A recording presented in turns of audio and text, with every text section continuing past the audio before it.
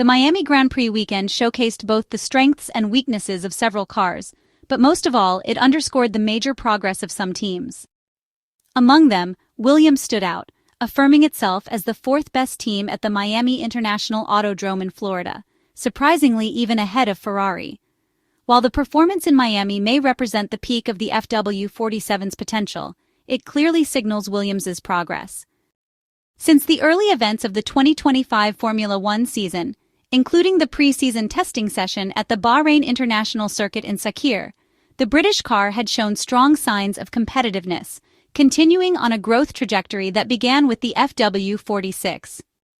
The leap from 2024 to 2025 might seem sudden, but it is actually the result of years of work, whose rewards Williams is only now beginning to reap. The latest creation from Grove retains some hallmark traits of the FW46, such as effectiveness in high-speed corners. However, the real step forward has come on multiple fronts, such as the gradual correction of balance issues in medium and low-speed corners, which is an area where former Ferrari driver Carlos Sainz is still experimenting in order to find a compromise between his driving style and the car's characteristics. These improvements, along with higher build quality than in the past, allowed Williams to take a significant step forward, even earning the satisfaction of beating Ferrari in both qualifying and the race, as well as finishing ahead of a Mercedes W16 cars on Sunday. But what made the FW47 so competitive in the Miami Grand Prix weekend? First, let's look at where the qualifying advantage emerged. In the qualifying session, Carlos Sainz and Alex Albon took 6th and 7th respectively, just 0.3 off the pole position lap of Max Verstappen. Despite a lack of downforce in fast corners, where the top teams still make the difference, the FW47 performed well in the slow sections, proving superior to Ferrari both in single-lap pace and race pace. All weekend, Ferrari struggled to find the right balance in the slow sections, a problem repeatedly highlighted by Charles Leclerc and evident since the early races of the 2025 Formula One season. In Miami, the issue became even more apparent, as the track required various compromises, to the point that in qualifying, the SF-25 single-seater was even slower than the Haas in those sections. It is clear that the SF-25 car struggles to express its full potential over one lap, particularly when it comes to extracting the final tenths on the soft tires. However, the car gets closer during long runs, when conditions stabilize. Still, these difficulties carry weight, especially when they force the Maranello team to start the race from behind, and therefore in a lot of traffic. Starting ahead always pays off, and this last factor significantly impacted the race for the two Ferrari drivers, as Charles Leclerc's pace in clean air was not far off that of Red Bull and Mercedes. But being stuck in traffic compromised the race more than it might seem. Williams' race was marked by a few key events. Due to an operational error, Carlos Sainz had to start the race on a set of used medium tires with 6 laps already on them, because the only new set had been mistakenly used during the sprint.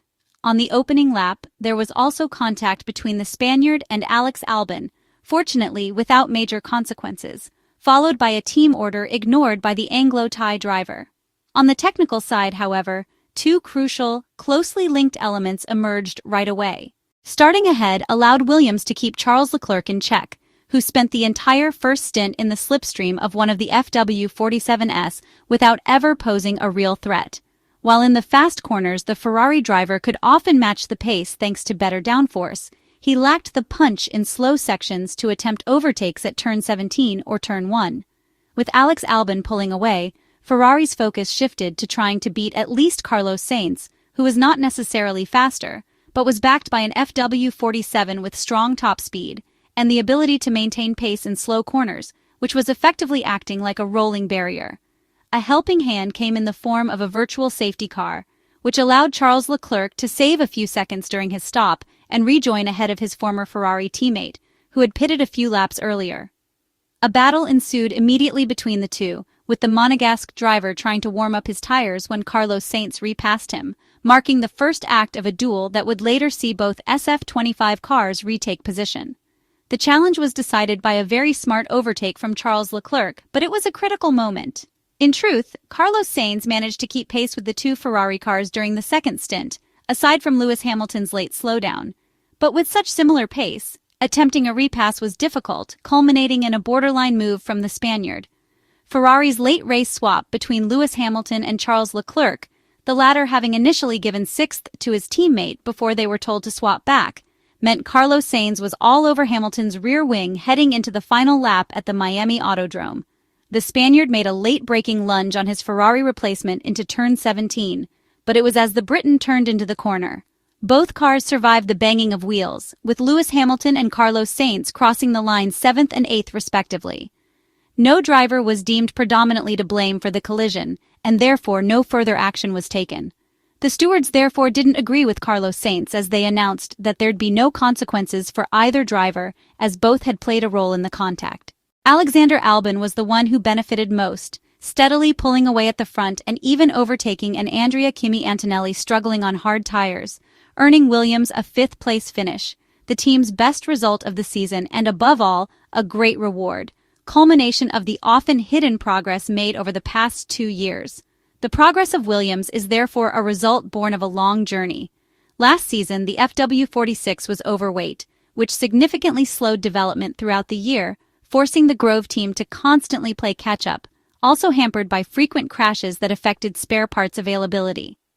It is no coincidence that James Vowles has often said that during the 2024 Formula One Championship, that Williams failed to showcase the car's development due to various problems, not only with the car, but also with staff and infrastructure. And it is from this foundation that Williams has finally managed to put all the puzzle pieces together, fielding one of the most competitive midfield cars and, above all, one capable of fighting for points in every 2025 race, except Bahrain, which felt more like a missed opportunity than a lack of potential. Finishing 9th in Miami may actually have been a disappointing result for Carlos Sainz. His teammate earned 8 more points for being just 12 seconds up the road. The Spanish driver has an excellent track record when it comes to turning midfield teams into frontrunners. If he can replicate what he has done with their rivals at Grove, then his feedback and development expertise could put them in a great position. With the 2026 F1 regulations around the corner and the heavy investment that the team have made in their infrastructure ready to take off, Carlos Sainz could be a genuine title contender in the near future. Williams has already decided to halt development of the FW47 to focus on 2026, even though the drivers believe there is still room for tangible improvements in key areas.